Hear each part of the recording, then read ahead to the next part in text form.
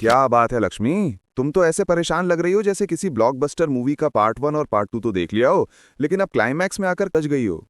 Sir, आपने तो मेरे दिल की बात ही छीन ली। मैं सच में बहुत कंफ्यूज हूँ। मैंने आपकी प्लेलिस्ट से शिक्षा का अधिकार अधिनियम 2009 और राजस्थान आरटीई नियम 2011 वाले दोनों वीडियोस देख लिए हैं। वो दोनों तो मुझे अच्छे से समझ आ गए। मेरा बेसिक्स भी क्लियर हो गया। लेकिन अब ये राजस्थान के मान्यता प्राप्त निजी विद्यालयों में प्रवेश वाला टॉपिक तो किसी मुश्किल पहेली जैसा लग रहा है। मुझे ये समझ नहीं आ रहा कि उन दोनों कानूनों को इस एडमिशन प्रक्रिया से कैसे जोड़ूं।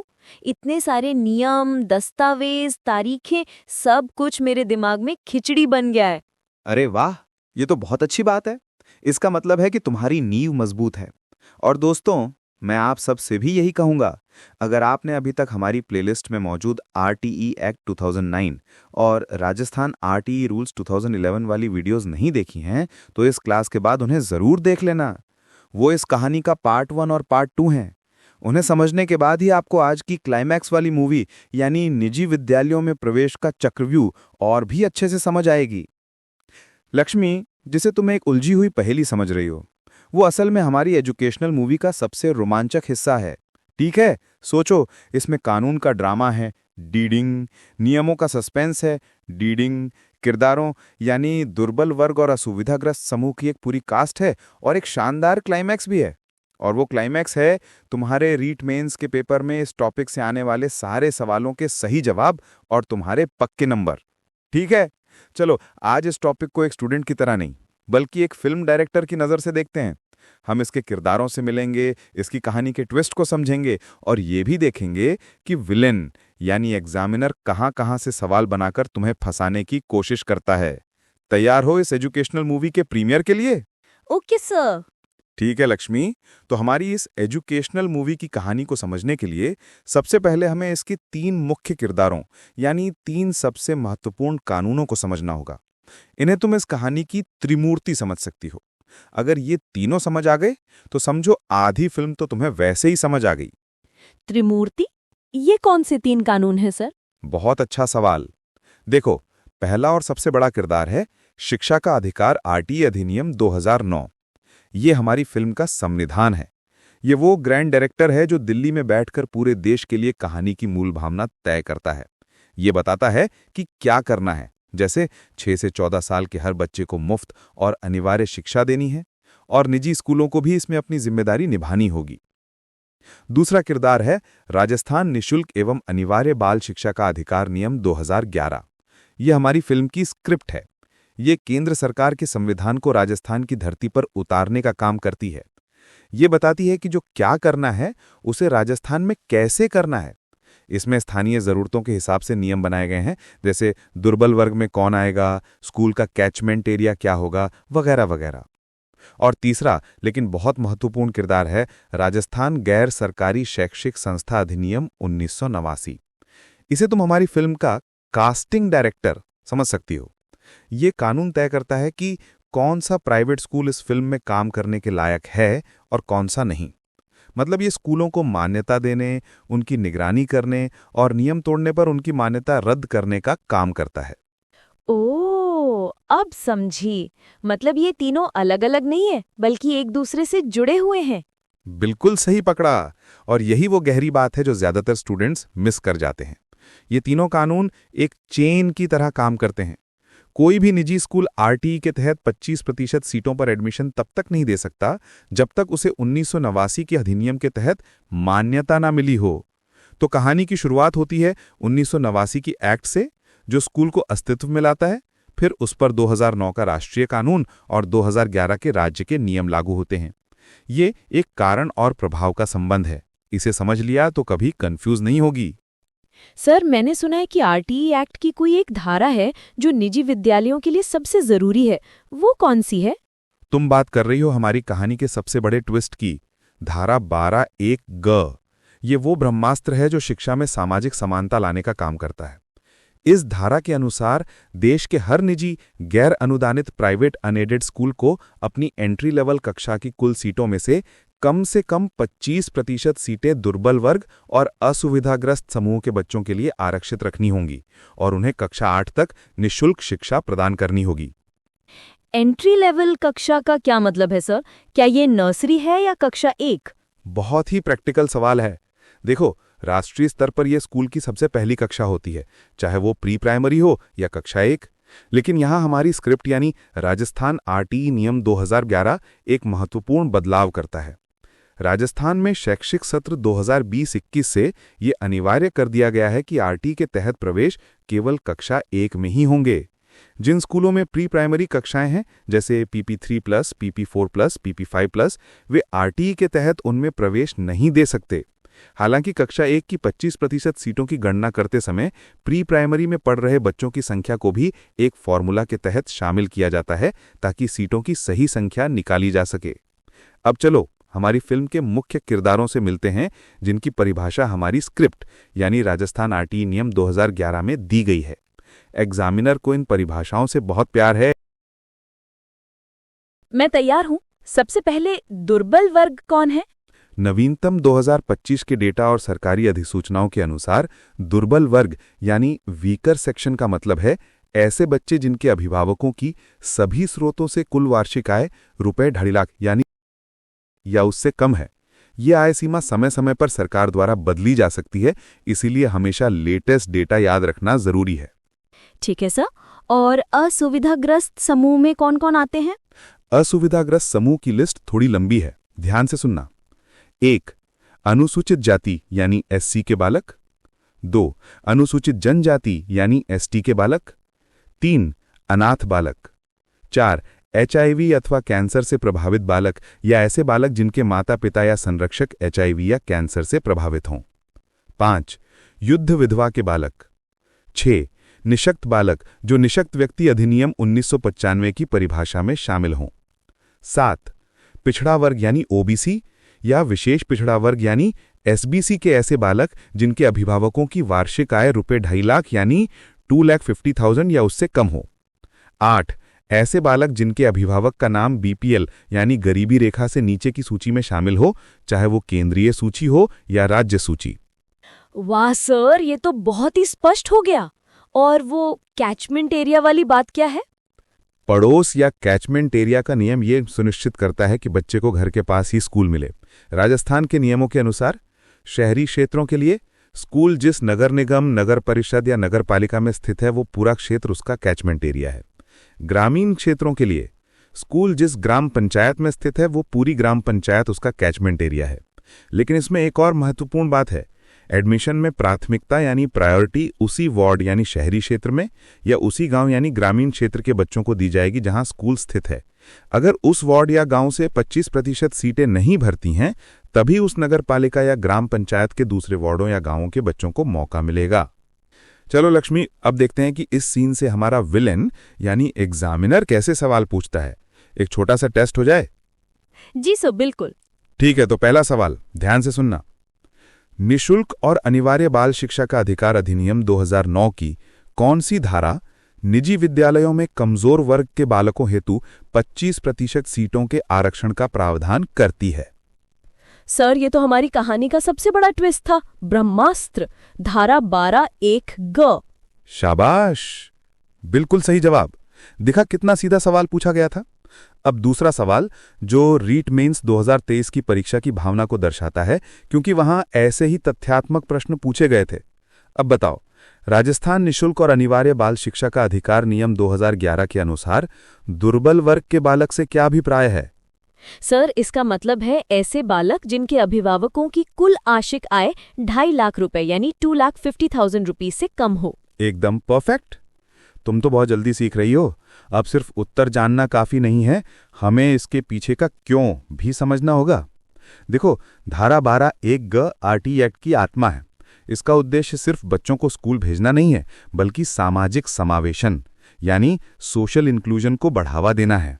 ये सुनिश्चित करता है कि अच्छी शिक्षा सिर्फ अमीर बच्चों का हक न रह जाए, बल्कि समाज के सबसे कमजोर तबके के बच्चों को भी बेहतरीन निजी स्कूलों में पढ़ने का मौका मिले। और दुर्बल वर्ग की परिभाषा में आय सीमा तय करना इसलिए जरूरी है ताकि इस योजना का लाभ सही और जरूरतमंद लोगों तक ही पहुंचे। ये परिभाषाएं ही इस कानून को जमीन पर लागू करने का आधार बनती हैं, इसीलिए एग्जामिनर इन्हें बार बार पूछता है। सर, कानूनी तिगड़ी में से 2 तो समझ आ गए। अब उस तीसरे किरदार यानी कास्टिंग डायरेक्टर के बारे में बताइए। राजस्थान गैर सरकारी शैक्षिक संस्था अधिनियम 1989, इसकी क्या भूमिका है? बिल्कुल। अब हम कहानी के उस हिस्से में आ गए हैं जहां ये तय होता है कि कौन सा स्कूल हीरो बनेगा और कौन साइड रोल में भी नहीं आएगा। ये 1989 का अधिनियम किसी भी निजी स्कूल की जन्म कुंडली की तरह है। ये कानून ही तय करता है कि कोई निजी स्कूल खुलेगा या नहीं, और अगर खुलेगा तो उसे किन शर्तों और नियमों का पालन करना होगा।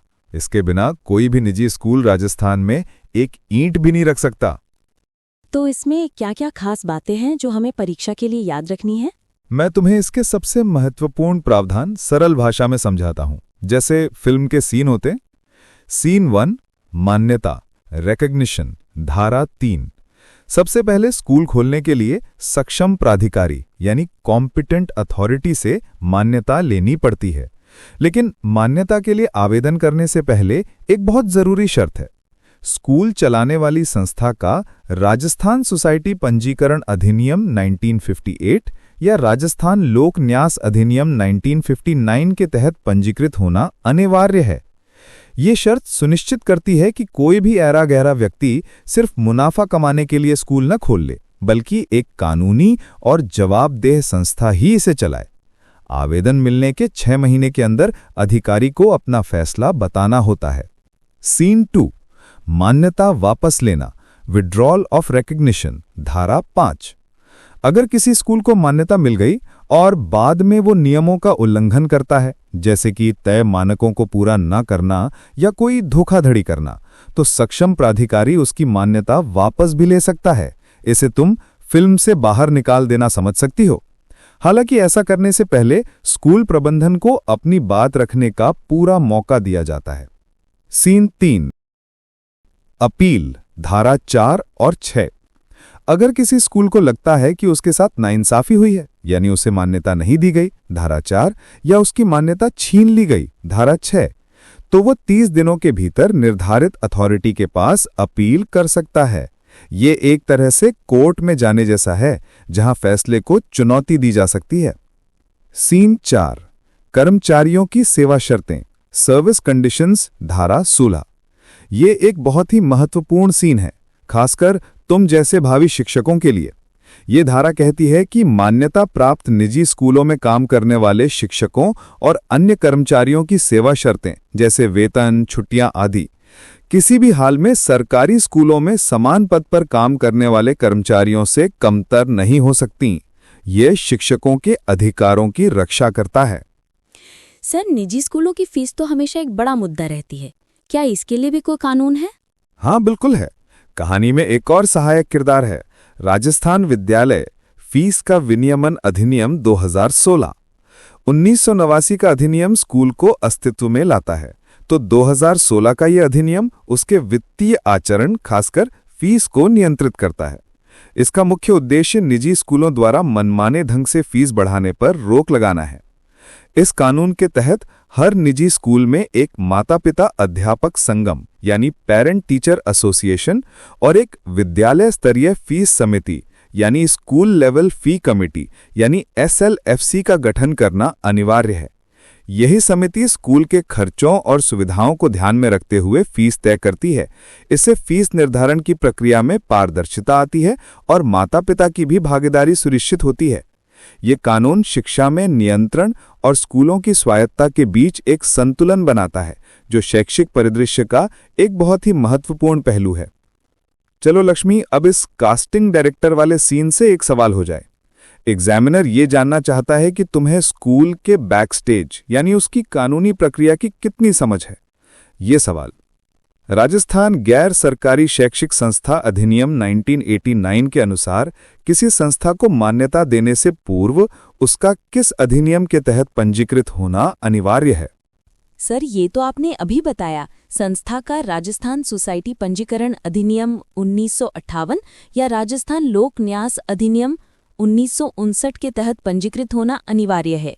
शानदार, बिल्कुल सही। ये प्रश्न दिखाता है कि कानूनी प्रक्रिया की बुनियादी समझ कितनी महत्वपूर्ण है। एग्जामिनर सिर्फ ये नहीं जानना चाहता कि RTE क्या है, बल्कि ये भी कि आरटी लागू होने के लिए जो स्कूल हैं वो कानूनी रूप से कैसे अस्तित्व में आते हैं। इस शर्त के पीछे का तर्क बहुत गहरा है।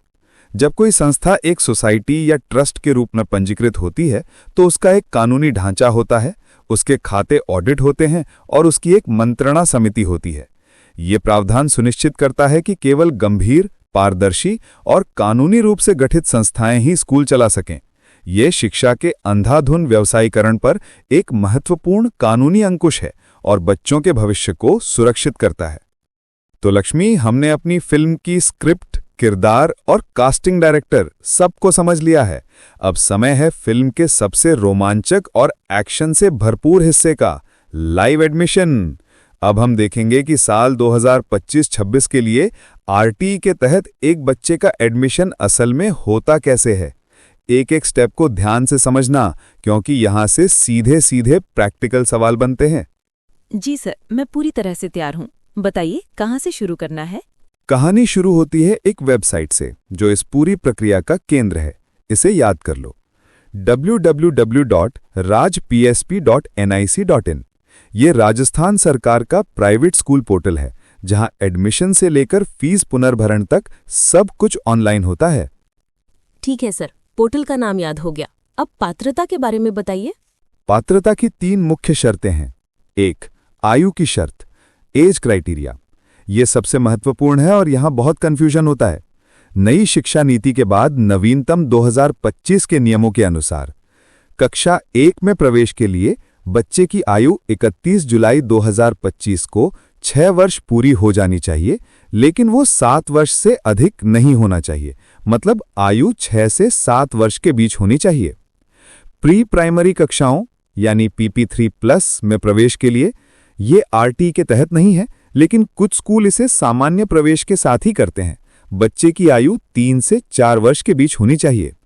याद रखना, आरटी में एडमिशन का मौका एक ही बार मिलता है। अगर कोई बच्चा इस आयु वर्ग में एडमिशन नहीं ले पाता तो वो भविष्य में दोबारा आरटी के लिए आवेदन नहीं कर सकता। दूसरा, निवास की शर्त यानी डोमिसाइल क्राइटेरिया। बच्चा राजस्थान का मूल निवासी होना चाहिए और स्कूल के निर्धारित कैचमेंट एरिया यानी गांव, वार्ड, ग्राम पंचायत या नगरीय निकाय में रहता हो, जैसा कि हमने पहले चर्चा की थी। तीसरा, वर्ग की शर्त यानी कैटेगरी क्राइटेरिया। बच्चे को या तो दुर्बल वर्ग यानी 2.5 लाख रुपए से कम वार्षिक आय या असुविधाजनक समूह यानी SC, ST, अनाथ आदि में से किसी एक में आना चाहिए। सर, आवेदन के लिए कौन कौन से दस्तावेज चाहिए होंगे सर? बहुत अच्छा सवाल पूछा तुमने लक्ष्मी। दस्तावेजों की लिस्ट पहले से तैयार रखना बहुत जरूरी है। ये रही पूरी लिस्ट। निवास का प्रमाण, माता पिता का मूल निवास प्रमाण पत्र, कम से कम 1 साल पुराना। आय का प्रमाण, दुर्बल वर्ग और OBC SBC के लिए तहसीलदार द्वारा जारी आय प्रमाण पत्र यानी वार्षिक आय रुपए 2.5 लाख से कम। आयु का प्रमाण, बच्चे का जन्म प्रमाण पत्र या आधार कार्ड। पहचान का प्रमाण, बच्चे और माता पिता दोनों का आधार कार्ड। वर्ग का प्रमाण, SC, ST, OBC SBC के लिए जाति प्रमाण पत्र। BPL परिवार के लिए BPL कार्ड। अनाथ होने पर अनाथालय का प्रमाण पत्र। निःशक्त होने पर विकलांगता प्रमाण पत्र। HIV कैंसर प्रभावित या युद्ध विधवा के लिए सक्षम अधिकारी का प्रमाण पत्र।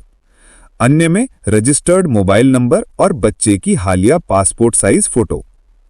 और आवेदन की प्रक्रिया कैसी होती है सर? पूरी प्रक्रिया ऑनलाइन और बहुत सीधी है। 1. सबसे पहले अभिभावक को rajpsp.nic.in पोर्टल पर जाकर रजिस्ट्रेशन करना होता है। दूसरा, रजिस्ट्रेशन के बाद एक एप्लीकेशन ID और पासवर्ड मिलता है जिससे लॉगिन करके फॉर्म भरना होता है। तीसरा, फॉर्म में बच्चे और अपनी सारी जानकारी सही भरनी होती है। चौथा, इसके बाद अभिभावक अपने कैचमेंट एरिया के अधिकतम 5 स्कूलों का चयन कर सकता है। पहले ये संख्या 15 थी, लेकिन अब इसे कम कर दिया गया है, इसलिए अपनी प्राथमिकता बहुत सोच समझकर भरनी होती है। पांचवा, सारे दस्तावेज ऑनलाइन अपलोड करने होते हैं। छठा, अंत में फॉर्म को फाइनल लॉक करना होता है और उसका प्रिंट आउट लेना होता है। इसके बिना आवेदन अधूरा माना जाता है। इस साल यानी 2025 में राजस्थान के 31,500 से ज्यादा निजी स्कूलों में आरटीई की सीटों के लिए लगभग 3 लाख आवेदन आए हैं, जबकि पिछले साल ये संख्या 3,08,000 थी। मतलब कंपटीशन बहुत बढ़ गया है सर। बिल्कुल सही। इसका मतलब है कि अब एक भी छोटी सी गलती, जैसे गलत दस्तावेज अपलोड करना या फॉर्म को लॉक न करना, आपके एडमिशन के सपने को तोड़ सकती है। इसीलिए हर स्टेप को जानना और समझना इतना जरूरी है। सर, ये प्रक्रिया तो समझ आ गई, लेकिन एक बार बच्चा स्कूल में चला गया तो ये कौन सुनिश्चित करता है कि स्कूल आरटीई के नियमों का ठीक से पालन कर रहा है? क्या कोई चेकिंग होती है? बहुत ही शानदार सवाल पूछा तुमने लक्ष्मी। स्कूल सिर्फ प्रिंसिपल और टीचर नहीं चलाते, पर्दे के पीछे कुछ असली खिलाड़ी होते हैं जो ये सब सुनिश्चित करते हैं। और उनमें सबसे बड़ा खिलाड़ी है SMC, यानी विद्यालय प्रबंधन समिति। इसे तुम स्कूल का असली मॉनिटर या गार्जियन कह सकती हो। SMC? मैंने इसके बारे में सुना तो है, पर ये होती क्या है और करती क्या है? चलो अब इस असली मॉनिटर की पूरी प्रोफाइल देखते हैं।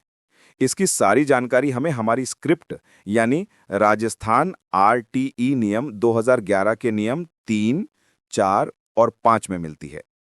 SMC की संरचना, लोकतंत्र का छोटा रूप। SMC की संरचना ही इसकी सबसे बड़ी ताकत है। ये स्कूल में लोकतंत्र का एक छोटा सा मॉडल है। ध्यान से देखो इसकी कार्यकारिणी समिति कैसे बनती है। कुल सदस्य, इसमें कुल 15 या 16 सदस्य होते हैं। ये संख्या स्कूल के आकार के अनुसार थोड़ी बदल सकती है, लेकिन मूल ढांचा यही रहता है। जैसा कि पिछली क्लास में कुछ विद्यार्थियों ने कमेंट किया था कि सर ये आपने कंफ्यूज कर दिया। दोस्तों, कंफ्यूज होने की जरूरत नहीं है। ये संख्या कम या ज्यादा हो सकती है। मैंने अलग अलग वीडियो में अलग अलग डाटा इसलिए बताया ताकि आप सही विकल्प का चयन करके उत्तर बता सकें। माता पिता का दबदबा, सबसे महत्वपूर्ण बात यह है कि समिति के कम से कम 3/4 यानी 3/4 सदस्य बच्चों के माता पिता या अभिभावक होते हैं। महिलाओं की भागीदारी, ये सुनिश्चित किया जाता है कि समिति में कम से कम 50% सदस्य महिलाएं हों। ये महिला सशक्तिकरण की दिशा में एक बड़ा कदम है। नेतृत्व, समिति का अध्यक्ष यानी चेयरपर्सन और उपाध्यक्ष यानी वाइस चेयरपर्सन का चुनाव इन्हीं माता पिता सदस्यों में से होता है। कोई टीचर या प्रिंसिपल अध्यक्ष नहीं बन सकता। सचिव की भूमिका, स्कूल का प्रधानाध्यापक यानी हेडमास्टर इस समिति का पदेन सदस्य सचिव होता है। वो बैठकों का आयोजन करता है और रिकॉर्ड रखता है। अन्य सदस्य, इनके अलावा एक शिक्षक प्रतिनिधि, स्थानीय वार्ड पंच या पार्षद और एक स्थानीय शिक्षाविद भी सदस्य होते हैं। सर, ये तो हमारी कहानी का सबसे बड़ा ट्विस्ट था। यस, अब आते हैं इसके कामों पर। SMC सिर्फ चाय नाश्ते के लिए मीटिंग नहीं करती, बल्कि स्कूल की रीढ़ की हड्डी की तरह काम करती है। इसके मुख्य कार्य हैं: 1. विद्यालय विकास योजना यानी स्कूल डेवलपमेंट प्लान SDP बनाना। ये SMC का सबसे महत्वपूर्ण काम है। हर 3 साल के लिए एक योजना बनाई जाती है जिसमें स्कूल की ज़रूरतों जैसे कितने और शिक्षक चाहिए, कितने कमरे चाहिए, क्या क्या उपकरण चाहिए और इन सब पर कितना खर्च आएगा का पूरा ब्यौरा होता है। ये योजना बनाकर ब्लॉक शिक्षा अधिकारी को भेजी जाती है। 2. निगरानी, SMC ये निगरानी करती है कि स्कूल में सभी बच्चों का नामांकन हो और वे रोज स्कूल आएं। सरकार से मिलने वाले अनुदानों का यानी ग्रांट्स का सही इस्तेमाल हो रहा है या नहीं, स्कूल में मध्याह्न भोजन सही से बन और बंट रहा है या नहीं, शिक्षक अपनी ड्यूटी ठीक से निभा रहे हैं या नहीं और प्राइवेट ट्यूशन तो नहीं पढ़ा रहे। 3. अधिकारों की रक्षा, ये समिति सुनिश्चित करती है कि किसी भी बच्चे को शारीरिक या मानसिक दंड ना दिया जाए और किसी भी बच्चे को प्रवेश से वंचित ना किया जाए। लक्ष्मी, ये SMC वाला टॉपिक इतना ज्यादा महत्वपूर्ण है कि रीट मेंस 2023 लेवल 1 की परीक्षा में, जो 25 फरवरी 2023 को हुई थी, यहां से सीधा एक सवाल उठाकर पूछ लिया गया था। देखो कितना बेसिक सवाल था। क्या था सर? विद्यालय प्रबंधन समिति की कार्यकारिणी समिति में कम से कम कितने सदस्य माता पिता या अभिभावकों में से होंगे? सर, ये तो अब मुझे रट गया है। 3/4 सदस्य। एक्सेलेंट। देखा, जो हम पढ़ रहे हैं वही सीधे परीक्षा में पूछा जा रहा है। इससे तुम्हारा आत्मविश्वास आसमान छूना चाहिए। इस नियम के पीछे का तर्क समझो। जब स्कूल चलाने के फैसलों में 75% भागीदारी सीधे माता पिता की होगी, तो स्कूल प्रबंधन में पारदर्शिता और जवाबदेही अपने आप आ जाएगी। माता पिता अपने बच्चों के भविष्य को लेकर सबसे ज्यादा गंभीर होते हैं। उन्हें ये अधिकार देकर सरकार ने स्कूल को समुदाय से और समुदाय को स्कूल से जोड़ने का एक क्रांतिकारी काम किया है। ये जमीनी स्तर पर लोकतंत्र को मजबूत करता है। इसीलिए एग्जामिनर इस अनुपात को बार बार पूछता है। सर, आपने जिस मूवी की तरह इस टॉपिक को समझा है वो वाकई कमाल है। मेरे सारे कॉन्सेप्ट्स शीशे की तरह साफ हो गए हैं। जानकारी तो बहुत मिल गई, लेकिन अब एक नई चिंता हो रही है। इतना सब कुछ, सारी धाराएं, नियम, तारीखें, प्रतिशत, ये सब परीक्षा के दिन तक याद कैसे रहेगा? कोई शॉर्टकट है क्या सर? लक्ष्मी, मेहनत का कोई शॉर्टकट नहीं होता, लेकिन स्मार्ट मेहनत का एक तरीका जरूर होता है। एक ऐसा तरीका जो तुम्हारी मेहनत को सही दिशा दे, तुम्हारे समय को बचाए और तुम्हारी तैयारी को इतना मजबूत कर दे कि तुम परीक्षा में किसी भी सवाल से न डरो। वो तरीका है टेस्ट क्यू ऐप।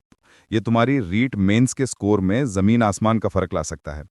सोचो लक्ष्मी, जो कुछ भी हमने पढ़ा वो सब तुम्हें अगर रेडीमेड, क्रिस्प और एग्जाम ओरिएंटेड वन लाइनर प्रश्नों के रूप में एक ही जगह मिल जाए तो कैसा रहेगा? सर, वो तो किसी जादू जैसा होगा। तो समझो, ये जादू अब तुम्हारी उंगलियों पर है।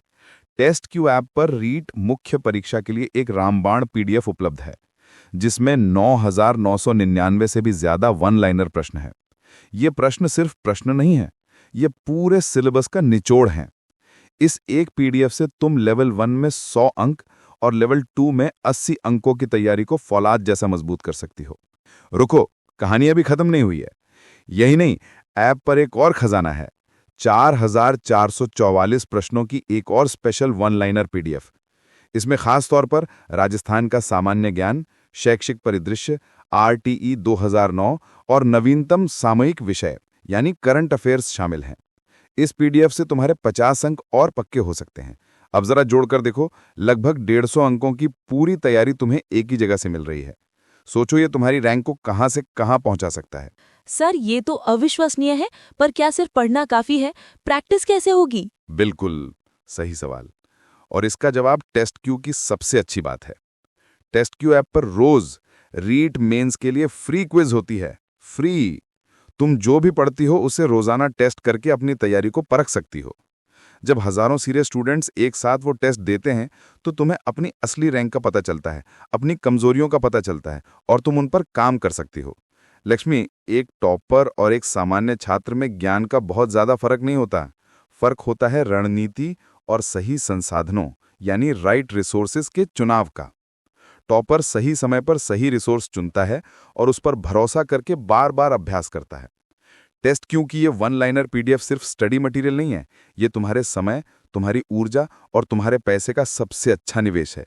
ये तुम्हें हजारों किताबों के जाल से निकालकर सीधे वो कंटेंट देती हैं जो परीक्षा में पूछा जाएगा। आज ही टेस्ट क्यू ऐप डाउनलोड करो और अपनी सफलता की कहानी खुद लिखो। सर, आज आपने सिर्फ एक टॉपिक नहीं पढ़ाया है, बल्कि मुझे तैयारी करने का सही तरीका सिखाया है। अब तक मैं सिर्फ क्या पढ़ना है इसी में उलझी हुई थी। आज मुझे समझ आया कि क्यों और कैसे पढ़ना है। अब मुझे पता है कि एग्जामिनर क्या सोचता है, सवाल कहाँ से बनते हैं और स्मार्ट तरीके से प्रैक्टिस कैसे करनी है। ये चक्रव्यूह अब मेरे लिए कोई चुनौती नहीं है। मिशन फतेह अब दूर नहीं। बहुत खूब लक्ष्मी, यही जज्बा चाहिए। याद रखना दोस्तों, रीट मेंस सिर्फ ज्ञान की परीक्षा नहीं, बल्कि ये आपकी रणनीति, आपके धैर्य और आपके आत्मविश्वास की परीक्षा है। गधे की तरह मेहनत करने से बेहतर है घोड़े की तरह स्मार्ट दौड़ लगाई जाए। सही दिशा में की गई स्मार्ट मेहनत ही आपको आपकी मंजिल तक पहुंचाएगी। अपने लक्ष्य पर ध्यान केंद्रित करो, टेस्ट क्यू जैसे सही संसाधनों का उपयोग करो और जीत तुम्हारी होगी। All the best. Test Q, आपकी सफलता का भरोसेमंद साथी। जय हिंद।